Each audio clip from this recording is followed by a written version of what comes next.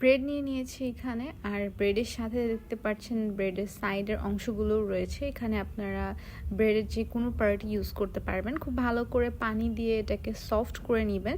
দেখতে পাচ্ছেন সফট হয়ে যাওয়ার পর আমি হাত দিয়ে খুব ভালো করে এগুলোকে মেখে একদম ম্যাশ করে নিচ্ছি। তারপর এক্সট্রা যে পানিগুলো রয়েছে সেগুলো চিপে চিপে ফেলে দিতে হবে। ব্রেডটা ঠিক এরকম ড্রাই হয়ে আসবে, ওই পর্যায়ে আমি দিয়ে দিচ্ছি একটা ডিম আর দিয়ে দিচ্ছি কর্নফ্লাওয়ার।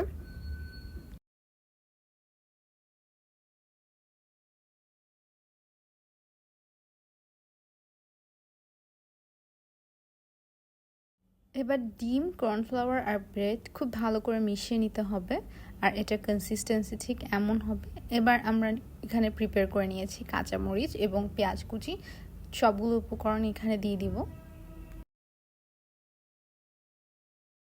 সাথে অ্যাড করে দিব সয়া সস, পরিমাণ অনুযায়ী লবণ আর লাল মরিচের গুঁড়া, সামান্য পরিমাণ ভাজা জিরা গুঁড়া। সবগুলো উপকরণ ভালো করে মিশিয়ে নিব।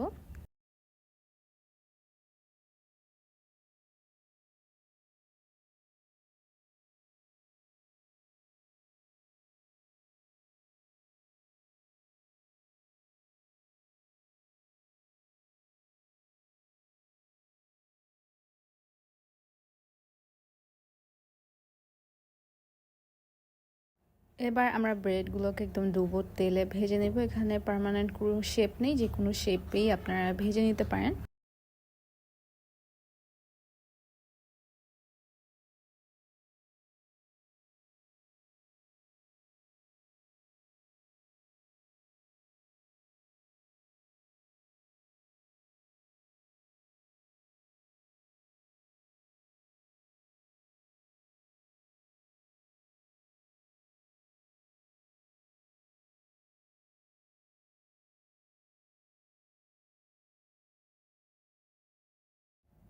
এটার উপরের লেয়ারটা যখন এমন ক্রিস্পি হয়ে যাবে আর লাইট ব্রাউন কালার চলে আসবে, ওই পর্যায়ে নামিয়ে নিতে পারেন।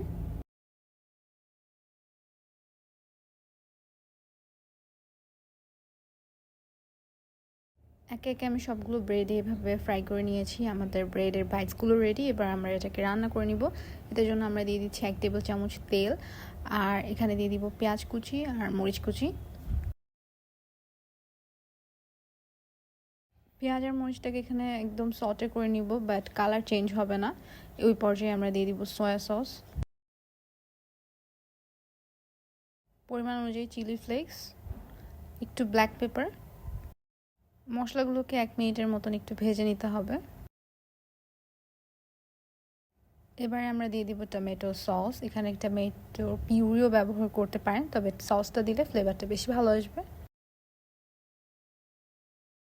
ব্রেডের বাইটসের পরিমাণ অনুযায়ী আমি এখানে 1 টেবিল চামচের থেকে একটুখানি বেশি টমেটো কেচাপ ইউজ করেছি বা টমেটো সস ইউজ করেছি।